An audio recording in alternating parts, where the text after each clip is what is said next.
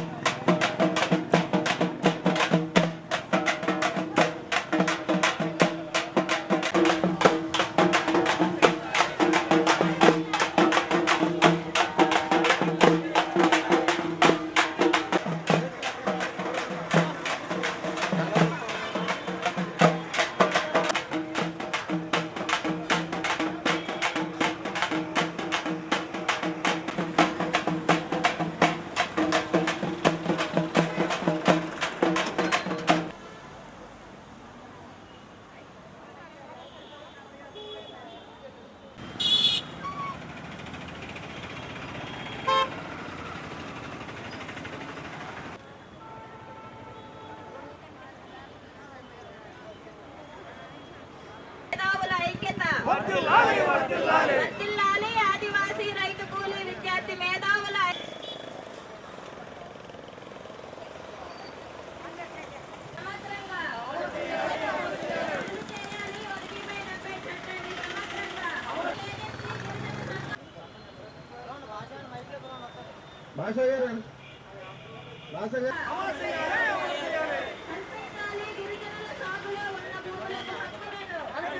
భాష.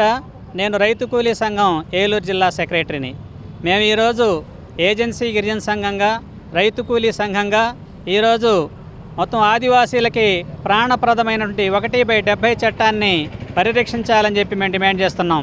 సుప్రీంకోర్టులో ఈరోజు చాలామంది భూస్వామ్య పెత్తందారీ శక్తులు 1/70 చట్టాన్ని రద్దు చేయమని కోరుతూ పిటిషన్లు వేశారు.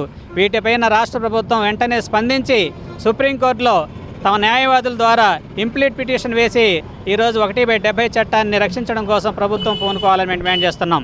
ఈ చట్టాలన్నీ కూడా ఆదివాసీల యొక్క రక్త తర్పణతోటి సాధించుకున్నట్టు ఈ చట్టాలు ఈరోజు భూస్వాముల కోసం, వాళ్ళ యొక్క ప్రయోజనాల కోసం, కార్పొరేట్ శక్తుల ప్రయోజనాల కోసం ఈరోజు 1/70 చట్టాన్ని రద్దు చేయడానికి ప్రభుత్వాలు పూనుకుంటున్నాయి.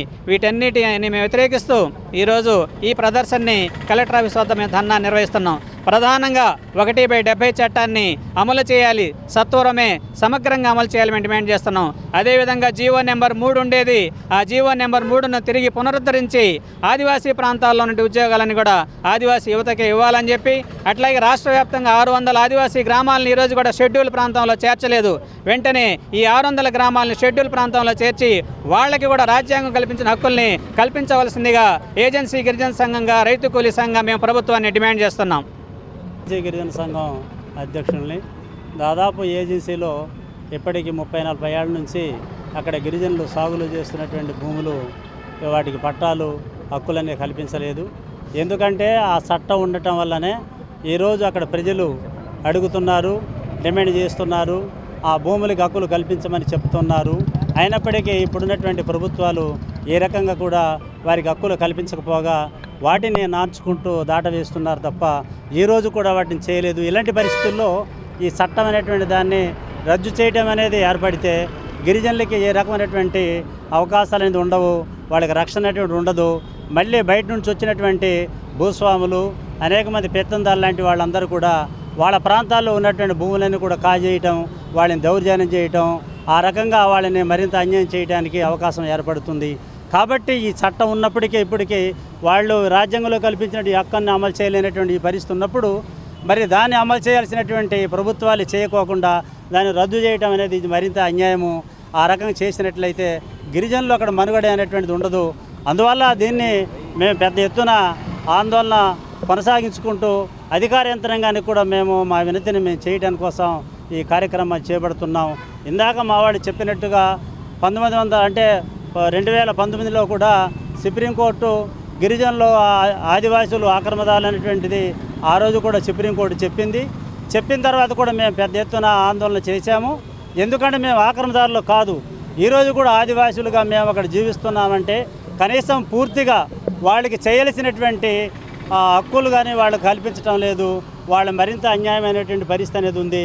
వాళ్ళకి అభివృద్ధి కావడానికి అవకాశాలు లేని పరిస్థితి ఉంటుంది. కనుక ఈ చట్టాన్ని ఖచ్చితంగా మాకు అమలు చేయాలని చెప్పేసి మేము ప్రభుత్వాన్ని డిమాండ్ చేస్తూ ఉన్నాం. రైతు కూలీ సంఘం రాష్ట్ర నాయకులు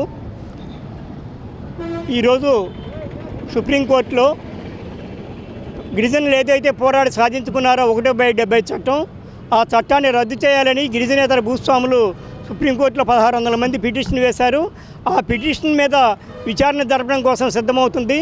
ఆ కోర్టులో గిరిజనులు ఏదైతే సాధించుకున్నారో ఈ సాధించుకున్నటువంటి 70 చట్టం వచ్చి 46 ఏళ్ళు అయింది. ఇప్పటికీ 56 ఏళ్ళు అయింది.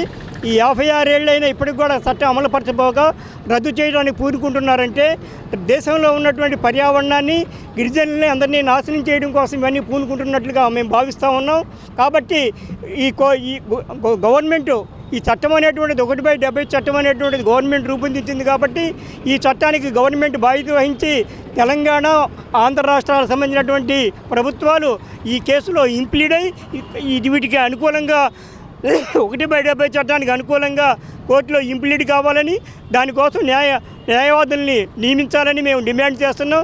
ఇట్లాంటి రద్దు చేసేటువంటి కుట్రలు గతంలో కూడా జరిగాయి.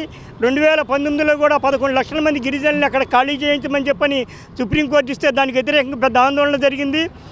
1830 నుంచి కూడా ఈ గిరిజనులు చేస్తున్న పోరాటాలు ఏవైతే ఉన్నాయో, భూమి మీద హక్కు ఏదైతే ఉందో, గిరిజనులు చేసేటువంటి భూమి, నీరు, అడవిపై హక్కు గిరిజనులను చేస్తున్నటువంటి పోరాటాలు ఏవైతే ఉన్నాయో వీటిని బలపరచడం కోసం మేమంతా కూడా రైతు కూలీ సంఘం ఆంధ్రప్రదేశ్ గాను, ఏజెన్సీ గిరిజన సంఘంగాను పోరాటాలు నిర్మిస్తూ ఉన్నాం.